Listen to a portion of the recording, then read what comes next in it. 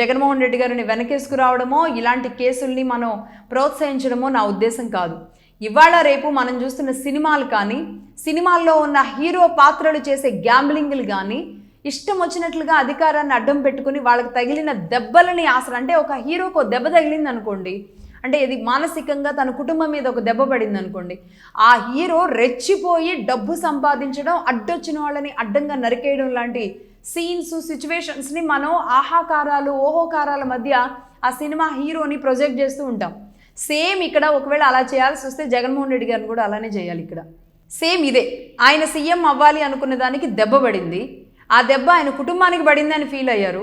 But flight కూలి చనిపోయింది మాత్రం అది ఎవరో కొట్టిన దెబ్బ కాదు, అది సహజంగా జరిగిందే, ప్రకృతి వైపరీత్యంగా జరిగిందే. దాని నుంచి ఆ దెబ్బ నుంచి ఆయన క్రియేట్ చేసిన ఇది ఏదైతే ఉందో, అంటే జగన్మోహన్ రెడ్డి గారు స్టఫ్ అన్నాను చూడండి ఇంతకుముందు, జస్ట్ అంటే ఆయన దేనికి దానికి ఆ స్టఫ్ ఇవ్వడంలో మాత్రం సిద్ధహస్తులు జగన్మోహన్ రెడ్డి గారు. అంటే ఏదైనా జరిగినప్పుడు దాన్ని ఒక స్టఫ్గా తయారు చేసి దాన్ని తనకు అనుకూలంగా మలుచుకోవడంలో మాత్రం రియల్లీ గ్రేట్ బిజినెస్ మైండ్ ఖచ్చితంగా.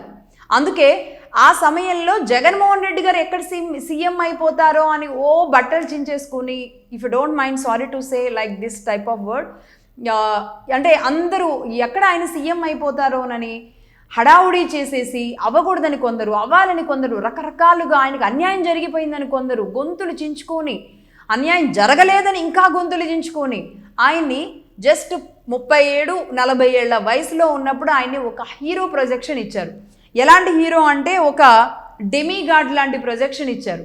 డెమిగాడ్ అంటే దైవాంశ సంభూతుడు, ఇలాంటి ప్రొజెక్షన్ ఇచ్చారు. రాజశేఖర్ రెడ్డి గారి రీప్లేస్మెంట్ అనేది జగన్మోహన్ రెడ్డి గారి వల్లే సాధ్యమవుతుంది అన్నంత డెమిగాడ్ స్టేటస్ అనేది ఎవరిచ్చారు? ప్రతిపక్ష పార్టీలు, ప్రతిపక్ష పార్టీల మద్దతుదారులు, ప్రతిపక్ష పార్టీల కోసం ప్రతిరోజు గొంతు వినిపించి మేధావులు వీళ్ళే ఇచ్చారు. వీళ్ళు ఇచ్చి జగన్మోహన్ రెడ్డి గారిని ఆ స్థాయిలో నిలబెట్టారు. సో ఆయన ప్రతిరోజు ఏదో ఒక స్టఫ్ ఇస్తూ ఉండేవాళ్ళు వాళ్ళకి. ఆ స్టఫ్ని వండుకోవడంలోనే జగన్మోహన్ రెడ్డి గారి ఎలివేషన్ అనేది జరుగుతూ వచ్చింది. అంటే జగన్మోహన్ రెడ్డి గారిని నిలబెట్టింది, నించోబెట్టింది, ముఖ్యమంత్రిని చేసింది, జగన్మోహన్ రెడ్డి గారి ఇమేజ్ని ఆ స్థాయిలో బిల్డ్ చేసింది ఎవరు అనేది నేను పేరు చెప్పను కానీ మీకు అందరికీ అర్థమైపోయి ఉంటుంది. ఖచ్చితంగా వాళ్ళే.